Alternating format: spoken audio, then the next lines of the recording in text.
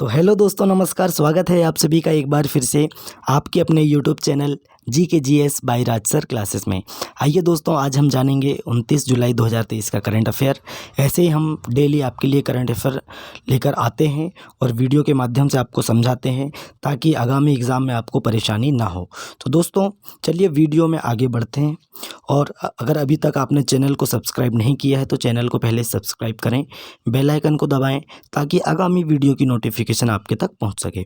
चलिए दोस्तों चलते हैं, वीडियो में आगे बढ़ते हैं। पहला क्वेश्चन देखते हैं, जम्मू के किश्तवाड़ में शुरू हुई मचेल माता यात्रा। देखिए दोस्तों, यह मचेल माता यात्रा सालाना रूप से शुरू हुई, जिसमें कई भक्त जम्मू कश्मीर के किश्तवाड़ जिले में स्थित उच्चायुक्त देवी मंदिर में भक्तिभाव से एकत्र हुए। यात्रा को मंदिर में समर्पित प्रथम पूजा के साथ शुरू किया गया, जिसमें देवी दुर्गा को समर्पित है ना, जिसे कालिया चंडी भी कहा जाता है।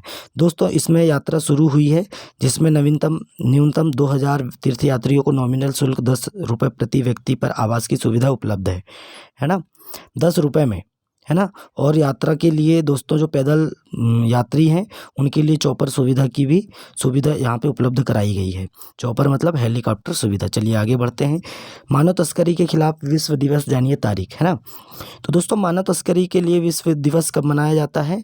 तो 30 जुलाई को मनाया जाता है, जो वार्षिक आयोजन है। लोगों के व्यापारिक व्यक्तियों और आधुनिक दिन की गुलामी का एक विशाल वैश्विक समस्या है, जिसमें बहुत कम देश मानव व्यापार से अछूते हैं। और संयुक्त राष्ट्र द्वारा इस घटना के विरुद्ध जागरूकता बढ़ाने और रोकथाम को बढ़ावा देने के लिए इवेंट का आयोजन किया जाता है।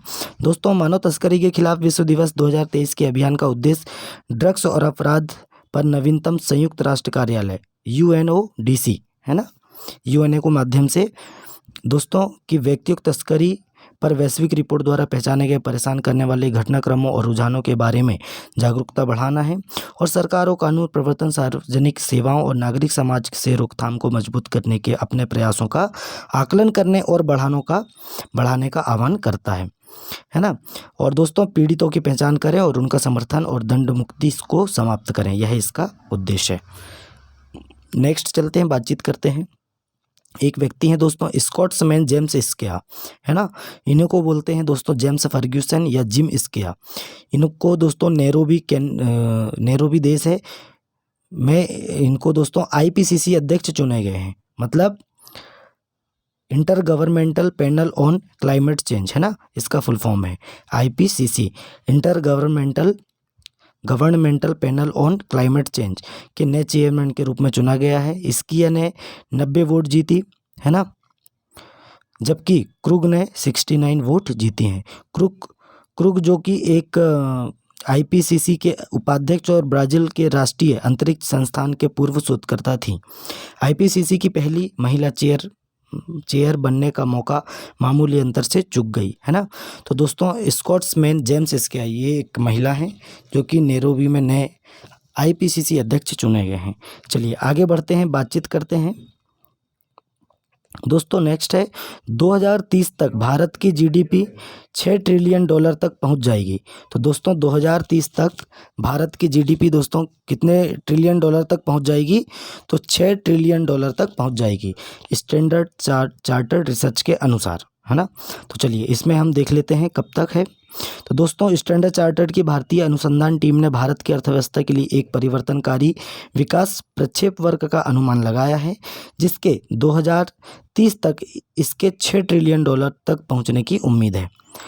इस उल्लेखनीय उपलब्धि को विभिन्न कारकों द्वारा समर्थित किया गया है दोस्तों, जिसमें प्रति व्यक्ति आय में उल्लेखनीय वृद्धि और मजबूत संरचनात्मक विकास चालक शामिल है।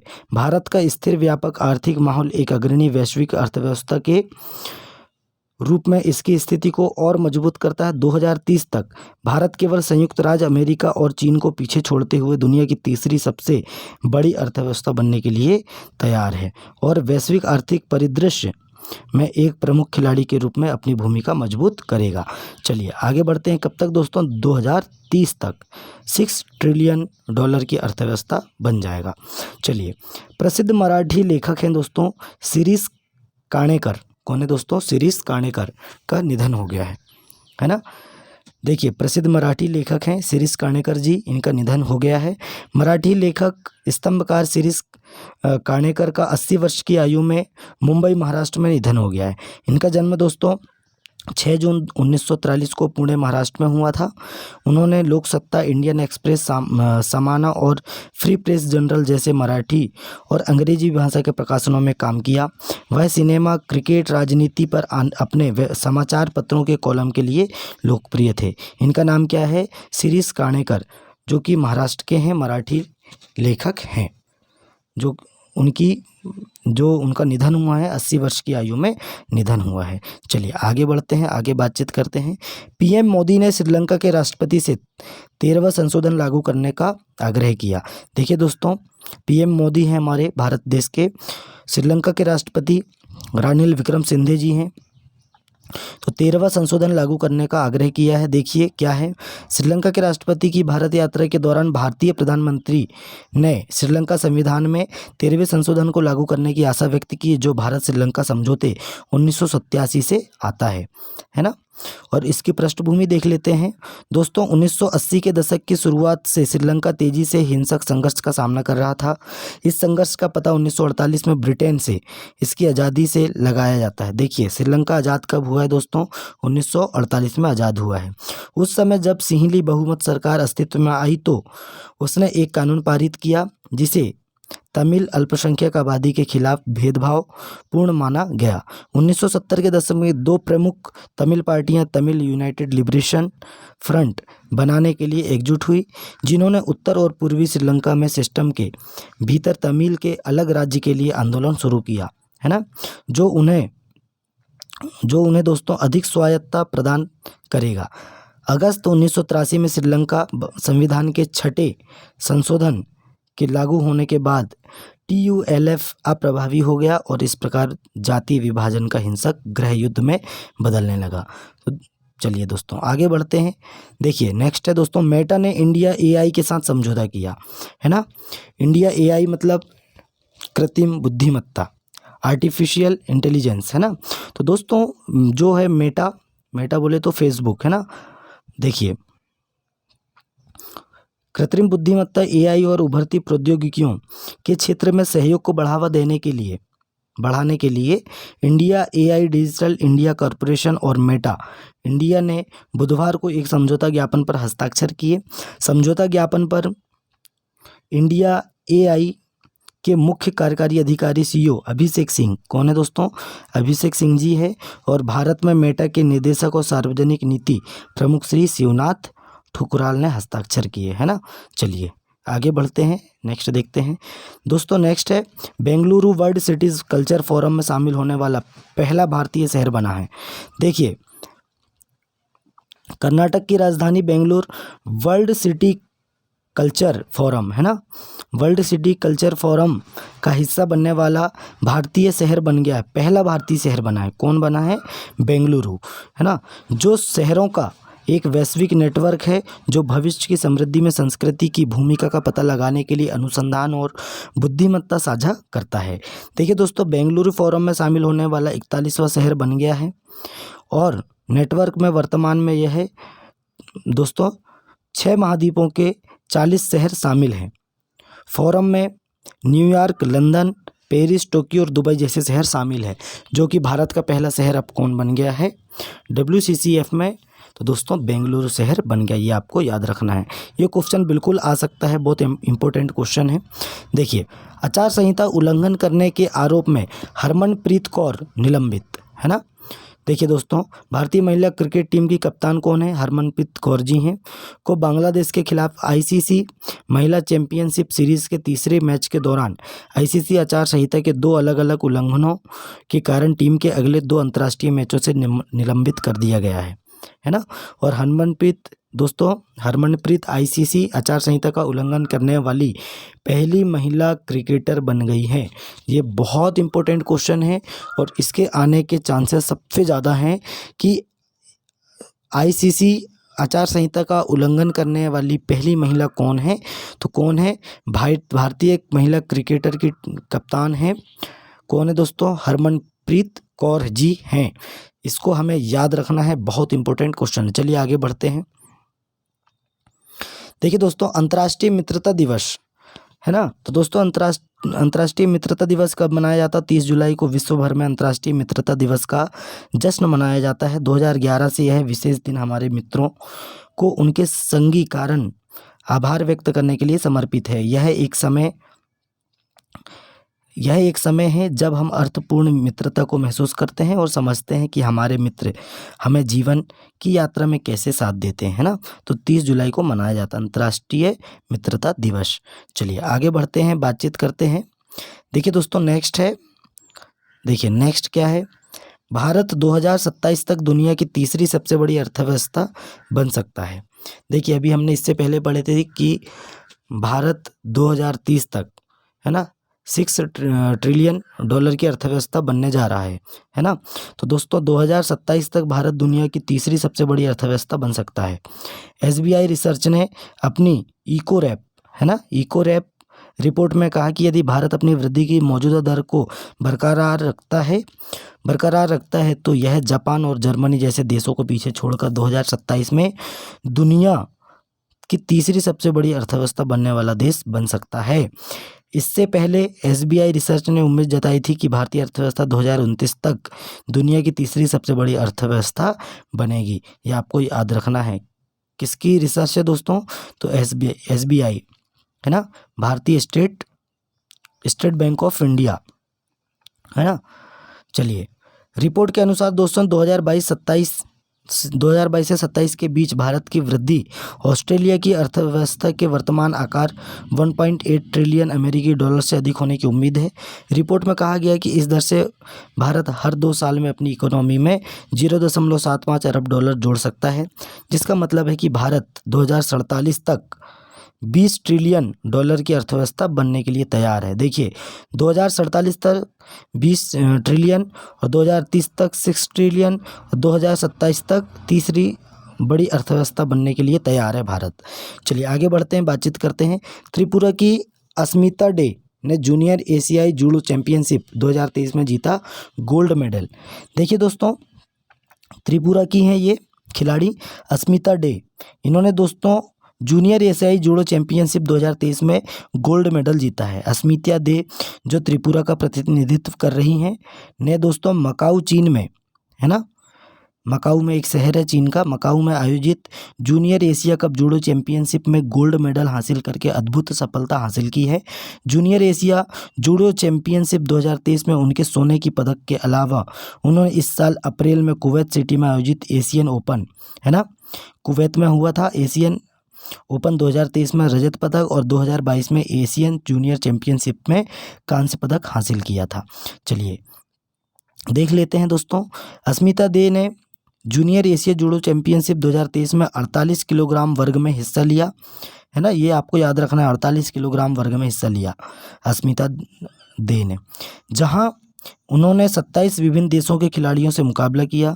इसमें कोरिया, भूटान, इराक, अमेरिका और कई अन्य देश शामिल थे। चलिए आगे बढ़ते हैं, बातचीत करते हैं। नेक्स्ट है दोस्तों ISSF जूनियर विश्व चैंपियनशिप 2023 में भारत दूसरे स्थान पर रहा, है ना।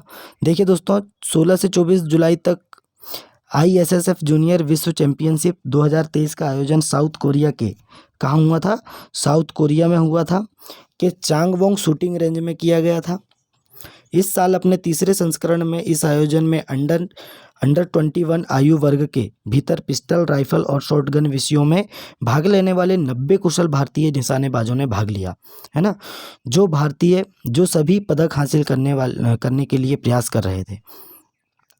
देखिए दोस्तों भारत ने ISSF जूनियर चैंपियनशिप 2023 में 17 पदक और 90 निशानेबाजों के प्रमुख दल के साथ चमक बिखेरी है ना। तो अब देख लेते हैं कुछ न्यू फैक्ट देख लेते हैं इसमें।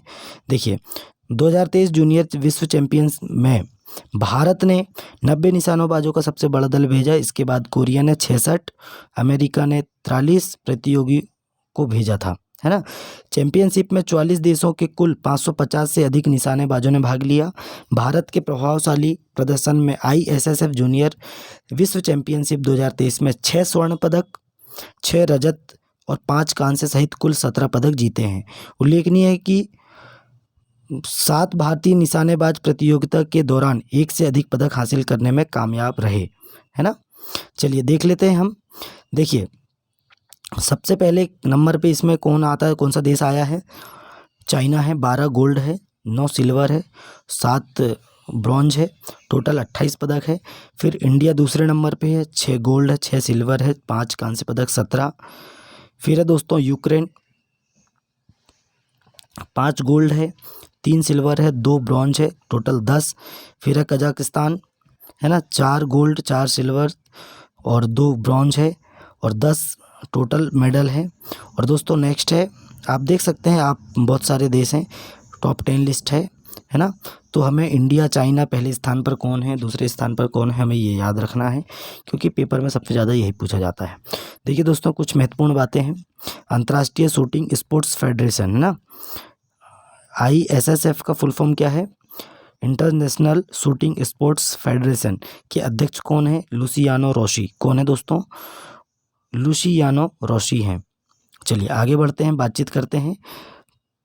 बिहार की सड़कों को सुधारने के लिए 295 मिलियन डॉलर देगा।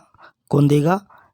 एशियाई विकास bank, ADB, Asian development bank, है ना।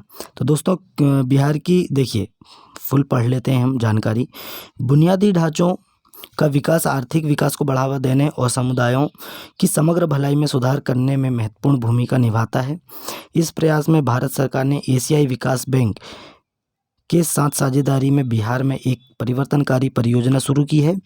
बिहार रोड्स प्रोजेक्ट का लक्ष्य लगभग 265 किलोमीटर राजमार्गों को जलवायु और आपदा प्रतिरोधी डिजाइन और सड़क सुरक्षा तत्वों के साथ अपग्रेड करना है। इसके लिए इन्होंने, है ना, 295 मिलियन डॉलर देगा। कौन? एशियाई डेवलपमेंट बैंक, है ना। तो ADB का मुख्यालय कहाँ है दोस्तों? हमें याद रखना है, मनीला फिलीपींस में है। इसकी स्थापना कब हुई थी? 1966 में हुई थी। कब हुई थी? 1966 में हुई थी। चलिए आगे बढ़ते हैं, आज का हमारा लास्ट क्वेश्चन देख लेते हैं। MP में स्पोर्ट्स के युवा खिलाड़ियों के लिए नया मंच, MP मतलब Madhya Pradesh, MP states sports academy, है ना। तो दोस्तों मध्य प्रदेश जल्दी अपने पहले ऑनलाइन गेमिंग उद्योग को MP स्पोर्ट्स एकेडमी के नाम से लॉन्च करने वाला है, जिसमें युवा स्पोर्ट्स खिलाड़ियों को पेशेवर स्तर पर पहुंचने के लिए एक अवसर और मंच प्रदान किया जाएगा। दोस्तों आगामी महत्वाकांक्षी गेमिंग और स्पोर्ट्स पेशेवरों को प्रशिक्षित करने पर केंद्रित है।